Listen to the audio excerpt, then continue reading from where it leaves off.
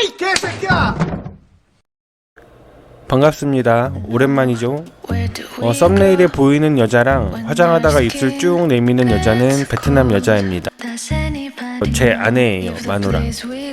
제목과 시작 화면을 보면서 약간 오해하실 수도 있겠다 생각이 드는데 그런 건 아니에요. 저는 제 아내를 사랑합니다.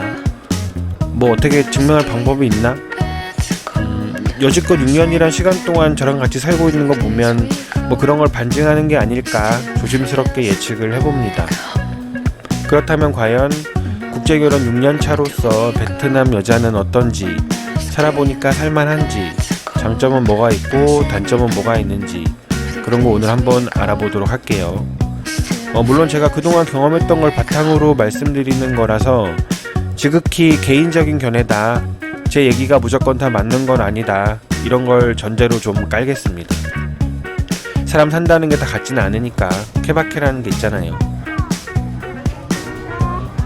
왜 베트남 여자가 한국 남자랑 잘 맞는지, 또 베트남 여자들만의 특징이 뭐가 있는지 한번 알아볼게요. 우선 베트남 국제결혼하면 좀 선입견 같은 게 있어요. 저기 시골 돈 없는 노총각이 여자한테 인기는 없고 결혼은 해야겠고 나이는 계속 먹고 어쩔 수 없이 동남아 여자들을 돈으로라도 사와서 하는 매매혼이다, 사랑이 없는 결혼이다, 돈만 밝히는 동남아 여자들 어차피 몇 년 있으면 다 도망간다, 뭐 그런 얘기들이 있는데 공감합니다. 일부분은 공감해요. 그런데 왜 점점 국제결혼이 늘어나는 걸까요? 왜 분위기가 계속 그렇게 흘러가는 걸까 하는 문제도 있는 것 같아요. 결혼정보업체에서 만나가지고 결혼한 분들은 그러면 사랑으로 결혼한 건가? 결혼할 때 남자가 집도 있어야 되고 차도 좋아야 되고 직업이 어떻고 연봉이 얼마고 따지는 건 그건 무슨 혼이죠? 연애하다가 결혼하면 이혼 안 하나? 그런 거에 대해서 이야기하려면 하고 싶은 얘기가 너무 많습니다. 정말 너무 많아요. 그런데 오늘은 뭐 그런 얘기를 하는 영상도 아니고 또 그 부분에 대해서는 나중에 차차 또 얘기할 기회가 있을 거라고 생각을 하기 때문에 그 주제에 대해서는 보시는 분들이 있다면 후속 영상으로 또 만들어 보려고 하고 있어요. 한편으로는 다 담을 수 없는 내용인 것 같아요. 혹시나 국제결혼에 대해서 불편하신 분들이 있으시다 그러면 정중하게 뒤로 가기를 눌러주시면 됩니다. 국제결혼을 한 걸 아직까지는 후회해 본 적은 없습니다. 만약에 다시 태어나도 또 이 사람이랑 결혼할래? 해도 저는 할 생각이 있어요. 진심입니다. 그러면 뭐가 그렇게 마음에 들었냐? 어떤 점이 그렇게 좋았냐? 말씀을 한번 드려볼게요. 사실 뭐 사람 사는 게 별게 있나요? 나랑 맞냐 안 맞냐 차이일 뿐이지 외국 사람이냐 아니냐는 중요한 건 아닌 것 같아요.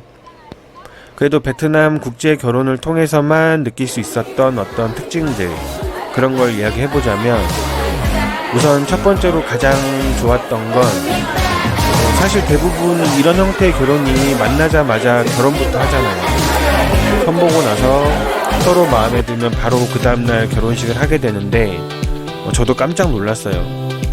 이게 맞나? 아직 손도 안 잡아본 여자랑 결혼을 한다고 해서 얼떨결에 했는데 뭐 물론 어느 정도 알고 짐작도 하고 베트남에 왔었지만 얼탱이가 좀 없긴 했었어요. 아내랑 처음 뽀뽀를 한 게 웨딩사진 찍으면서였으니까 진짜 얼탱이만큼은 할 말이 없는 거죠. 아니 어제 만난 여자랑 웨딩사진을 찍고 있다는 게 현실감이 있었겠어요? 도저히 말로는 설명할 수 없는 그런 기분이긴 한데 우리나라가 옛날에 그러지 않았었나? 조선시대인가? 그때 뭐 첫날 밤에 신부 얼굴 처음 보고 그랬다고 하잖아요. 일종의 그런 개념이랑 비슷하다라고 생각해도 되지 않나 생각을 해봅니다. 물론 갖다 붙인 거예요. 그래서 저는 나쁘지 않았습니다. 몇 년을 만나도 헤어지는 마당에 이런 것도 살면서 딱 한 번 해볼 수 있는 최고의 경험이다, 이런 생각이 들더라고요. 참고로 베트남은 결혼식을 2번을 합니다. 처음 선보고 다음날 그러니까 형식적인 일반 예식을 하고요. 그리고 이제 2번째 베트남 방문할 때 그때 아내의 집에서 좀 거창하게 제대로 된 결혼식을 한 번 더 합니다.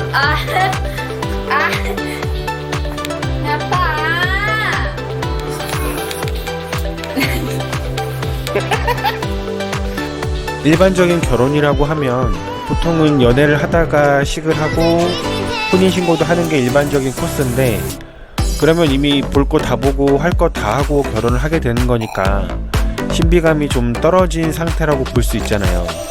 결혼 생활을 앞으로 하게 되는 거에 있어서 특별할 게 없다는 느낌이 들 수 있는데, 이거는 결혼을 하는 순간 결혼 생활보다는 연애를 시작한다, 그런 느낌이 좀 들었어요.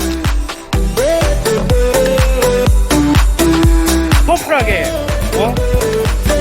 터프하게 맞잖아. 들어가는 거. 그렇게 타는 거, 자전거는. 이거 조금 왔다고, 아우, 이거 안 돼.